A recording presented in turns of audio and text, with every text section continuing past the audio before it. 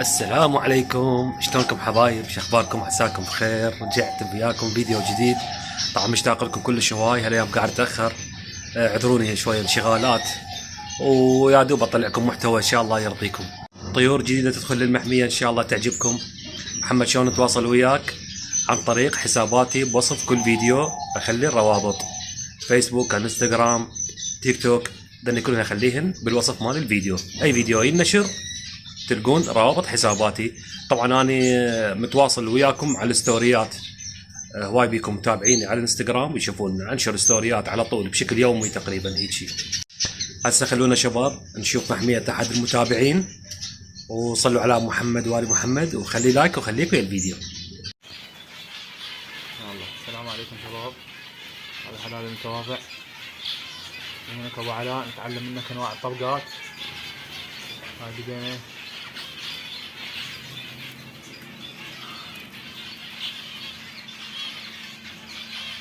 بدينا بيها بالهاف، وخير من الله وصلنا للفول، انواع الفوالة. شكر موصول لك الغالي ابو علاء.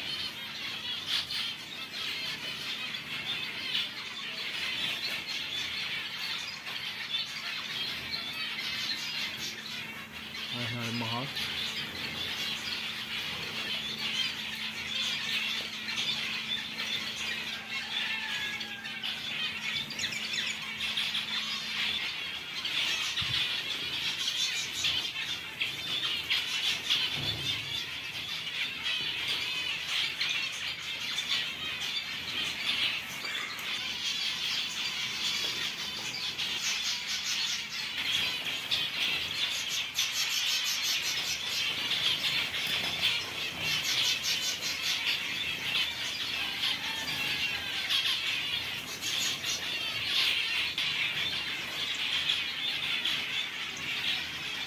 هنا قسم شاركول، الصبغات الحلوة.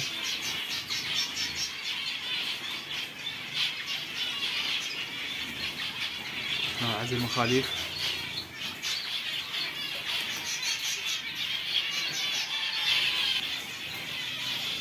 هنا عزل الأفراح. وهنا قسم الخانات، أنواع الشاركول، إكسار، خلاص، فولي.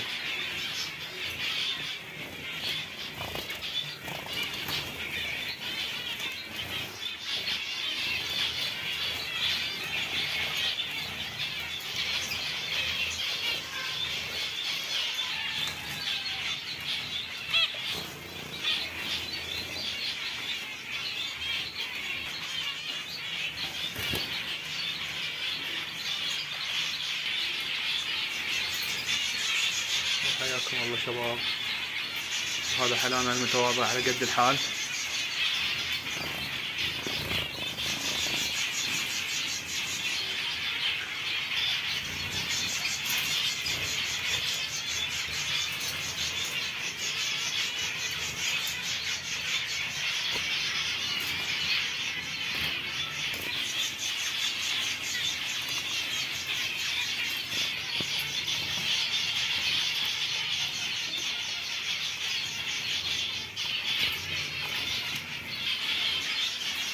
والشكر موصول لك الغالي ابو علاء على كل المعلومات تقدمها لنا في حياتنا. لكم شباب، اخوكم عمار البديري. صبحكم الله بالخير حبايب قلبي. اريد اسولف على فد معلومه. اللي يشتري طيور، طبعا مشتري من محميه ومشتري من اقفاص كبار خلينا نقول، وحاطن بخانه مثل هاي، وحاطن جوا بالبيت، ويقول لي صار لهن 7 اشهر، واللي قال لي صار لهن 3 اشهر، واللي صار لهن راح يدقن السنه، ما انتجن. صديقي لا تتعب نفسك، ما ينتجن. هذا الطير هنا بالمحميه او بالقفص الكبير مثل الطير البري، يحب مساحه. الطير عافيته بالمساحه، اخذوها من عندي. فمتكم شيء حبسته بخانه، انت دقرته دقر، يعني دبيته سجن خلينا نقول. هنا ماخذ راحته، يحس نفسه بالطبيعه، ماخذ راحته، يلعب الشمس وهواء وزرع واكل ومي وصاعد ونازل وطربقه وونسه، يعني معنى الكلام. فهنا لعب متونسات، تحبسن بخانه شلون خلينا نقول عليه عقوبه. ف ما راح ينتج عندك. انت من تشتري الطير اذا كان مال خانه ماكو مشكله. يعني هسه مثلا ذولي مزركم اني تدرون بيهن الشفتات والدايموند، هذني اقدر اخليهن مال خانه، لأن نشأن هنا بالخانه، يكبر يظلن بالخانه بمطير شويه هيك كبير ماكو مشكله، بس شويه يفتح جنحه وترجعه بالخانه ماكو اي مشكله، تحطه بخانه ينتج عندك ما بيه اي اشكال. بس ذني مجرد ما فطمتهن وعزلتهن بمطير كبير وبعدين طيرتهم هنا بالمحميه وكبرن وزوجا بالمحميه، بعد صعب يرجعن للخانه، هاي يتعلمن على المحميه بعد. فاحسب حسابك، انت تشتري الطير اذا مال خانه عادي خليه بخانه ماكو مشكله، بس اذا طير اقفاص كبار ومحميات لا تخليه بخانه. وشكرا. اريد اسولف بخصوص الطيور اللي عرضتهم للبيع. طبعا الشراي ما يتعبك، الشراي صدق ما يتعبك، قال لك احجز لي اياهن دز لي الماستر خلي احول لك فلوس راسا. زين يابا افتهم تفاصيل كذا، هاي يقول لك لا ما طول من عندك. يعني ولد قال لي محمد لو ينتج لي نورمالات اريدهم هيك، ويجيك واحد يفتح لك محضر ضبط. زين شنو تفاصيل الطيور، شنو انتاجهن، زوجات عندك لو مو زوجات، متكاثرات، الفحل ينتج، البيض يشد، المدري شنو. عمي صدق كذي ايش راح تشتري؟ ترى بالمناسبة سعرهن كلش مناسب، الله شاهد سعرهن مناسب. بعتهن انباعن وشايف الخير اللي اخذهن. صديقي العزيز يقول لك صف النية ونام بالثنية، مثل تشتري حبيبي توكل على الله، صفي نيتك وتوكل، اذا كان من محمد او من اي واحد. زين فوت قبل طفالك واشتريه. يعني اسئله وبالاخير هو ما يشتري، انا ادري بيه، يعني هو راح يظل يسال وما عدا اللي كاتلهم الفضول. زين ها عارض طيور للبيع بيش رايدهم ما ادري شنو، ايش عجب يابا ايش عليك هسه، ايش عجب تشتري؟ تريد تشتري تعال اهلا وسهلا، متى تشتري لا تظل تسال ايش عجب وليش وشنو، ما عليك انت. يعني بشرفك لو رايدك هنا تجين تبنين عش، كان جيت تبين يمكن بيضه يلا. شلون افتح هسه هذا البيت؟ جاوبي تعال، ما تقولين محمد راح يجي يفتح هذا البيت شلون؟ ها؟ تعال جاوبيني تعالي. يلا بالله.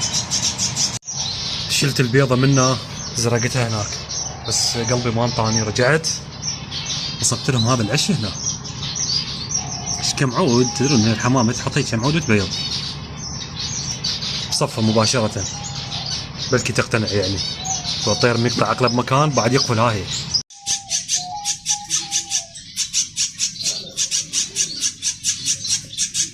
شوفوا لي هاي اللقطة، دول الاخوات الشفتين واحد يزق بالثاني بعد. سبحان الله بعد. هذا الكبير يزق بهذا الصغير، سبحانك يا رب. نجحت الخطة، هسه الامور طيبة، بس ذول مكاون هنا مكاون بعد. شوف كان متكونا على هذا العش والله رايد طير هذا الحلو وعزله. شوف بسم الله ما شاء الله ما شاء الله. يابا هواي يسألوني على الباتية، شنو هي الباتية؟ هاي اكو فواكه مجففة وتنطحن وحشرات، اكو بالفواكه اكو بالحشرات اكو بالحبوب، اشكال الوان، و اكو بيهم تنخبط، يعني بيها فيتامينات بيها هيك يعني يخطوها زين بودرة وتنخبط وياها. هاي تقدر تسوي الباتية، اكو مقاطع فيديو منشورة، واتذكراني هم نشرت هيك باتية، يعني الحبوب الدسمة خلينا نقول عليها، من العذرة البيضة، العذرة الحمراء، هيك اكو انواع تنطحن ويقدموها للطيور. شبابنا انصحكم بالثوم بالمي، نصيحة، ولا تعطي ليمون بالشتاء، حاول لا انطيهم بس ثوم بالمي. ليش؟ شوف انا من ذاك الموسم بديت اقطع الليمون. ليش اقول؟ لان يعني تفسيري اني اقول يعني خفض الاملاح عند الطير، وانا اريد الاملاح عاليه بالطير. بحثت على هذا الموضوع، اكتشفت بان الليمون مو بس هاي الشغله، يخفض حراره الطير، فيتامين سي وينزل حرارته. زين بالشتاء اذا نزلت حراره الطير معامله غلط. فاحنا شو نسوي؟ نقدمه وقت بالصيف اعصر ليمون وانطي بالاسبوع مرتين 3 مرات، ماكو اي مشكله. يعني الجو حار وريد حرارته تنزل، بس بالشتاء لا، ما يصير يتقدم. شايفين مرات مثلا انت قاعد بالقفاص كذا على غفله يوقع يمك طيره فحل يوقع بالقاع رفس ومات. طبعا هاي كانت تصير بيها قبل، وبالاخص بالشتاء هاي الحاله تصير. يعني الطير كل شيء ما بيه، ما تحسه يوقع قدامك هيك طب يوقع بالقاع ويرفس ويموت.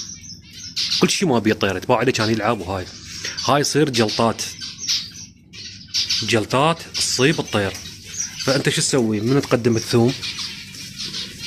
هسه هذا مو انا مقدم لهم، هذا المي هنا شوفوه، هذا بيه ثوم. الثوم يا ولد يرفع المناعه مال الطير، وبنفس الوقت يخفف الدم، يمنع التجلطات بالطير. ترى الطير هم ينصاب بالتجلطات، واجلكم الله ينصابن حتى بالبواسير. يعني ذاك يوم اكتشفت هاي الشغله، وبالاخص الاناث. زين، فعلى العموم يعني هاي المعلومات اتذكرها احكيها. فقدم الثوم نصيحه لك، وبنفس الوقت ترى محفز كل زين للطيور. جيت افتح باب القفص لقيت هاي سميها مغازل داده. هي ابا كنا صغار شو نسوي بيها؟ اسفين على ايام الطفوله والله، على الاذيه كنا نسببها لكم. بس هاي صحولها لبة كبيره، هاي باعوش كبرها. شوف طارت. شوف سويل شفتير هذا يريد يزوج بابا.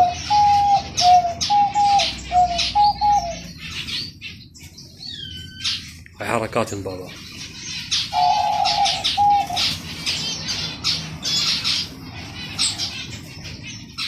ذاك الفحل وهاي الطيرة.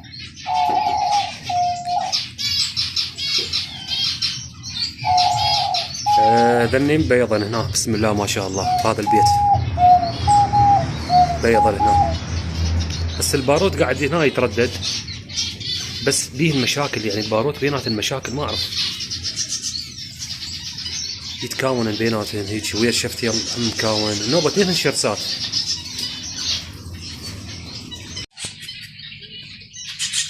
فقريات مثل بعض الناس. هذا فقريات يابا. اعطي هذا اخوه ممتلي بيه بلوه بعد. سبحان الله، هذا اخوه كبير يصدق بالصغير. خلينا ننوع على موضوع. عدة مرات اذكره الشباب بهذا العمر مال الافراخ تحط اكل مكشوف، ما تعتمد على المأكلية الاقتصادية. تحط اكل مكشوف حتى الافراخ تشوف شلون الامهات تاكل. سبع هذا الدايموند الابيض يظل نص ساعة يلا يقرز له حباية. الشفتيل هو هذا الافراخ بصورة عامة هيك، مو بهذا الوقت تكمش تعزل الفرخ، لا تعوفه لان بعدين قاعد يدور نزق.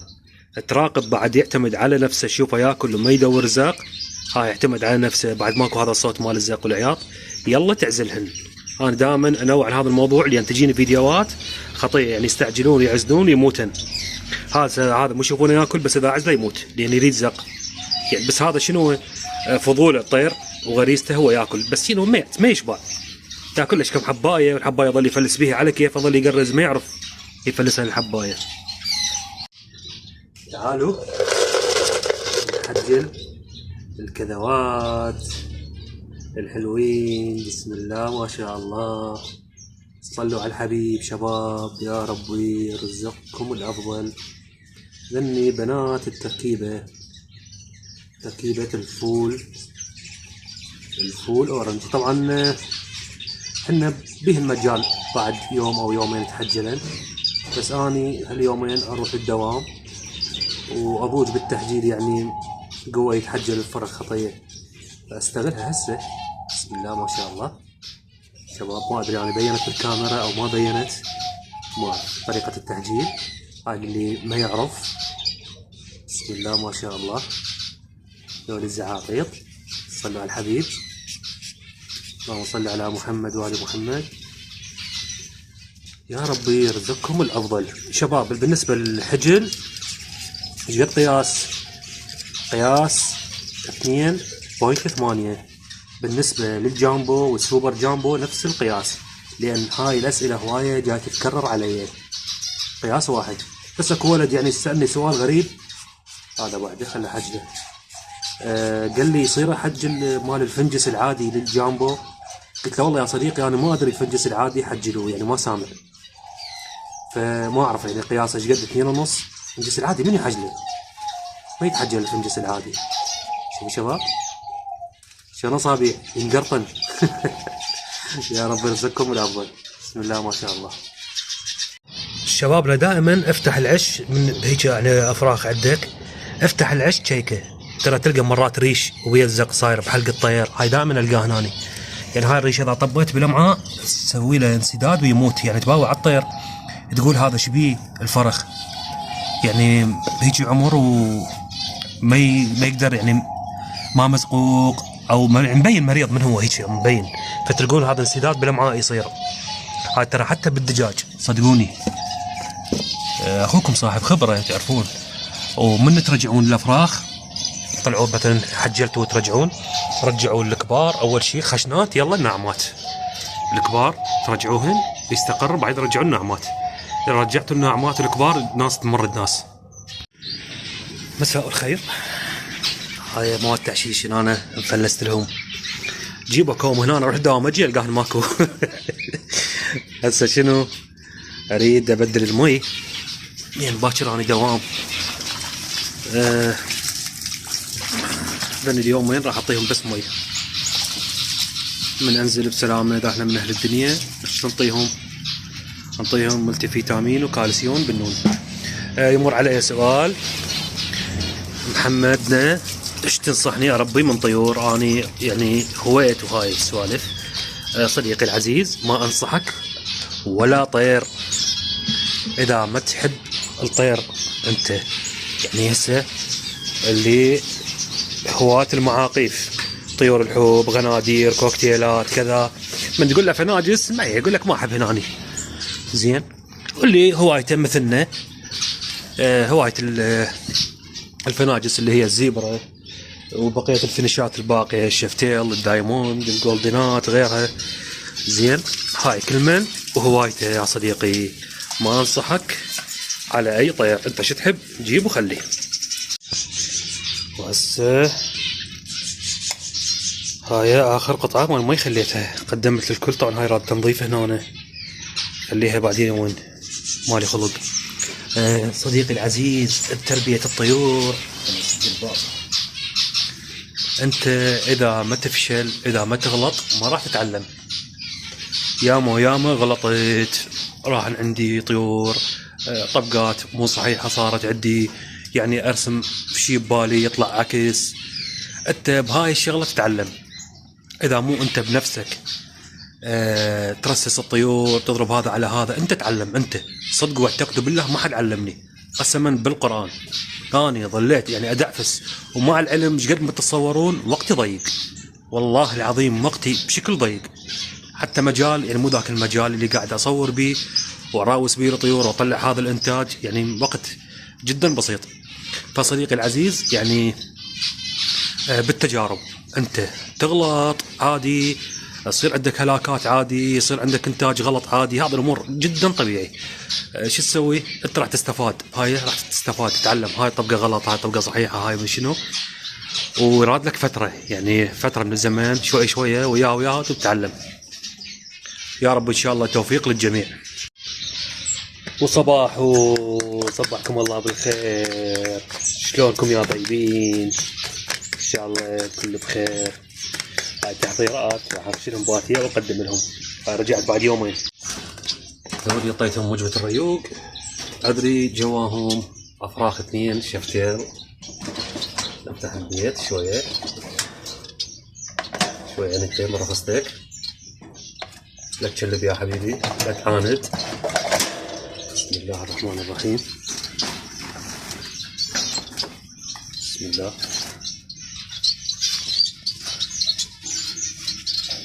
لا مقاومين. خلي احجل لا انساهم. وتم التحجيل بنجاح. شباب الشيف تيل تحجل 2.5 عادي، حجل 2.5 وتريد تحجل 2.8 هم ماكو مشكلة.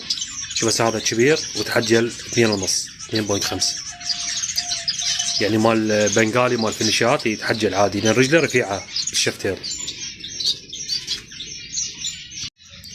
الفقرة الصباحية مال محمدكم، سلامكم العافية.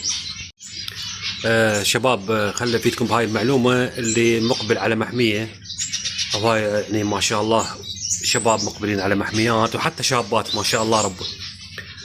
شبابنا الطيبة اللي يسوي محمية يحسب حسابه بالسلامة، يسوي قفصين مطير انت حسب مكانك يعني للعزل مال المخاليف.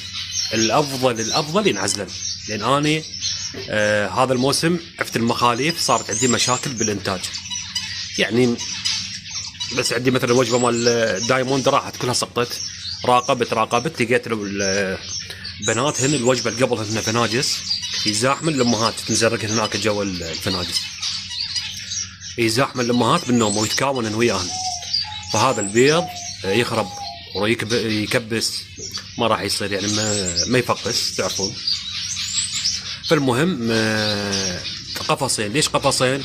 تعزل الفحله على النثايه احسن يعني ما يصير مشتركه. الافضل يعني اذا عندك مكان تسوي لك قفصين للعزل، النثايه بواحد والفحله بواحد بسلامه حتى نهايه الموسم تطلع اللي ما تريده وتبقي اللي تريده وترهم كل اثنين بخانه يتراهمن سويه وتطلقهم بالمحميه.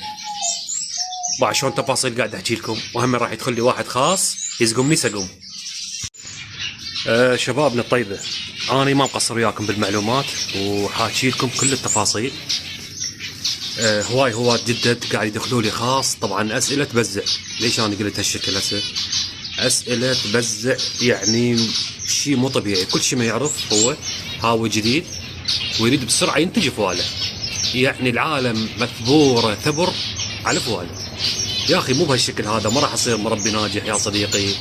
يعني اقول لك ذني اشترى ذني الزوج يطلع لي فواله، جيب ذني الزوج يطلع لي فواله. ما اعرف ما ادري شنو الفيلم ما قاعد افتهم.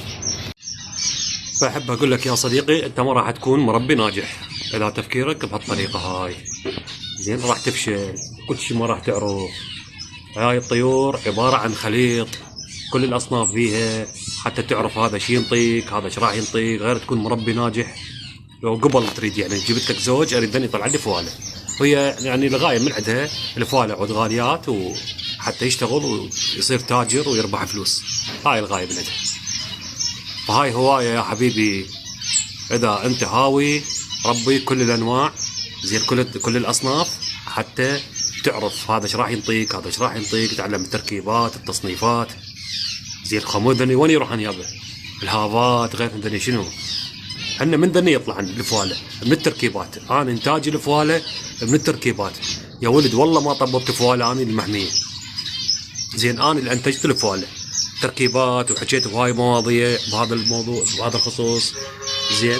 ركبت شيء على شيء ظليت قلت لكم ترى تطول الشغله زين. شباب خاص بعد ما راح اجاوب عليه بهاي الاسئله اعذروني. عدة تريد معلومات طب على قناتي واستفاد. قناتي قناة محمد عيدي اتعلم واستفاد. طبعا اللغوة مال ذولي شلونكم يا حلوين؟ هاي بيضة بسم الله ما شاء الله. قالوا لكم فقسات سمعت يعني من البيت. تعال من يريد من يريد تعال هاك هاك تعال انت لا. طبعا هذا هم صاير اليف هذا بس هذا وجهه ابيض. تعال هاك بسم الله. هلو هذا يعني هنا فقسات بسم الله ما شاء الله. ما شاء الله هذول المزعطة، ما شاء الله ربي ما شاء الله. هلا بالحلوين. يلا يا سبع يجي ناس اركض ورا ناس. تعالوا فشلتوني ولا. نجي على الحبايب. تبشر سويت ما سويت، رتبت امرك لا. انتي بيضتي ما بيضتي، كل ما اجي القاك هنا نايمة. افتح البيت بسم الله. كل شي ماكو هسه يولي شجر، لازم بيت وكل شي ماكو. دور هنا ذني بياضات، بس بياضات من والله ما ادري، مال فنجس. يا الله بسم الله. هذا مفرهداته يا جماعة الخير، فرهود وخر مدري وخري. بس هذا البيض ما ادري شو، يمكن مال فنجس. بسم الله.